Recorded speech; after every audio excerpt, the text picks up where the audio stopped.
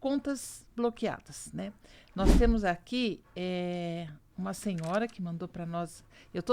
Eu escolhi uma pessoa para falar, porque senão não dá para falar o nome de todo mundo, né? Mas essa pessoa aqui, essa aqui é a senhora Divanir.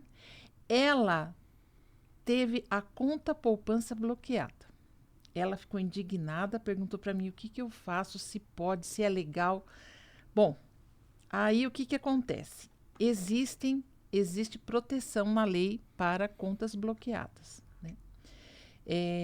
Para a pessoa física, existe a proteção legal de até 40 salários mínimos que podem ser desbloqueados, desde que devidamente comprovado, né, o valor bonitinho. E voltando lá atrás na citação, se está acontecendo a defesa no processo. Porque se o valor é bloqueado e ninguém defende, ninguém sabe se aquele valor é abaixo, não importa. O valor vai ficar bloqueado e o credor vai fazer o levantamento. Nessas situações, o executado ele é intimado se ele tem advogado Sim. através da imprensa oficial, ou se ele não tem advogado, ele recebe uma carta da justiça física, por correio mesmo. Exatamente. Ele tem 5 dias para falar qual a origem desse recurso e se está dentro dessa empenhorabilidade aí desses 40 salários mínimos. Mas Cabe a ele tem- se defender. Exato, mas aí ele tem que se defender. Não pode ignorar, Sim, senão vai ficar claro. lá. E aí o credor vai fazer uso disso e vai fazer o levantamento. Não importa se é o valor X, se é maior, não importa. O que foi bloqueado, ele vai fazer o levantamento, né? E para a pessoa jurídica, isso também é possível. Desde que, né, doutor Marcelo, comprovado que esse valor, por exemplo, foi bloqueado um valor de uma conta corrente de uma empresa, e essa empresa comprovar que aquele dinheiro, aquele valor bloqueado, iria saldar uma folha de pagamento e que o fato de bloquear esse dinheiro vai afetar N famílias. Nós tivemos um caso assim, viu, Exato. doutora? Você me fez lembrar, acho que alguns anos atrás, uma cliente nossa, do nosso escritório, tem uma empresa com 40 funcionários e simplesmente no dia de fazer a folha, ela se deparou com a conta bloqueada. A gente não pode esquecer que o banco está no direito Claro. legítimo de cobrança, mas às vezes isso esbarra em outros direitos. Por exemplo, a gente está falando de 40 funcionários, são 40 famílias que dependem disso. Sim. Nós precisamos apresentar um recurso urgente, um recurso chamado agravo de instrumento, foi para o Tribunal de Justiça aqui de São Paulo e, é claro, é o que você falou, estar documentado. Tem folha de pagamento? Tá aqui a folha, exato. são esses funcionários. Devidamente comprovado. Isso. Qual que foi o resultado? O tribunal mandou parar na hora a ordem de bloqueio. Porque senão 40 famílias estariam impactadas. Então, mas a questão é conseguir comprovar isso em juízo. Tem outro aspecto que veio junto com a conta bloqueada, que é um termo que algumas pessoas me perguntaram, alguns conhecem o termo, outros perguntaram o que é, o que significa a teimosinha. Muitas pessoas não sabem o que é uma teimosinha. Então, a teimosinha é um bloqueio na conta corrente.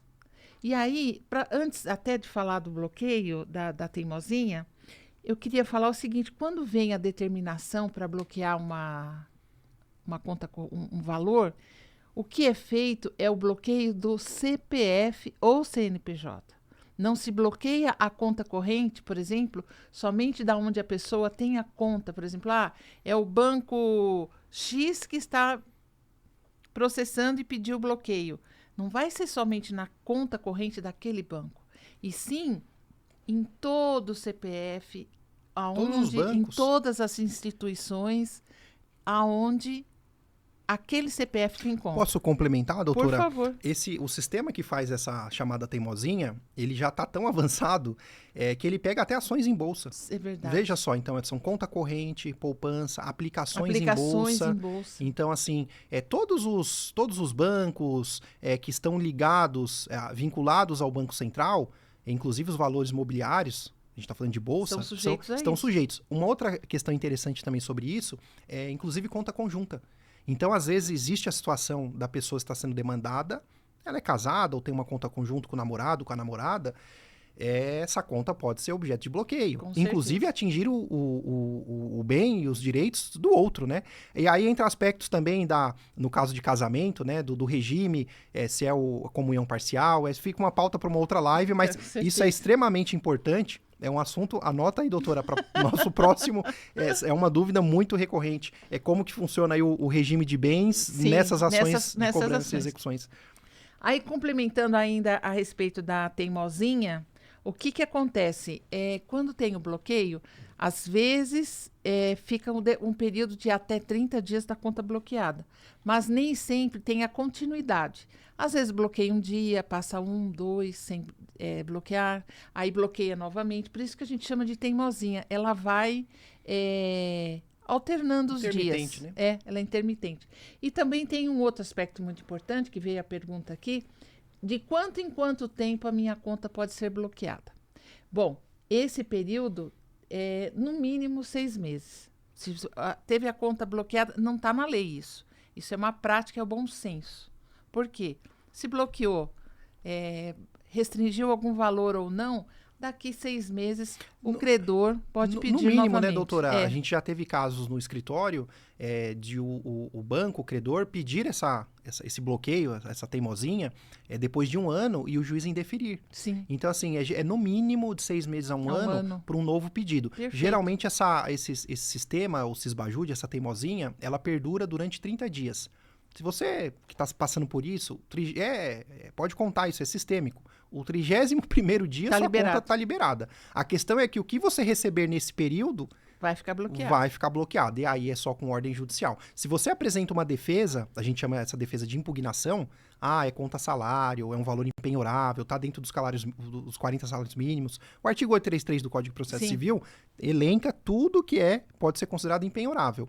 Vai ficar sub júdice. O banco também não levanta. A gente teve situações no escritório desse valor ficar sub júdice, às vezes por quase 2 anos, porque os bancos também ficam recorrendo para tentar receber aquilo que é dele, tentar uma negociação mais favorável. O que nós estamos colocando o banco também não está errado, ele está exercendo o seu direito, e aqui do lado de cá, exercendo o direito da defesa. De defesa. Então, o que se procura é o melhor caminho para a defesa e o melhor caminho para uma negociação. Justa.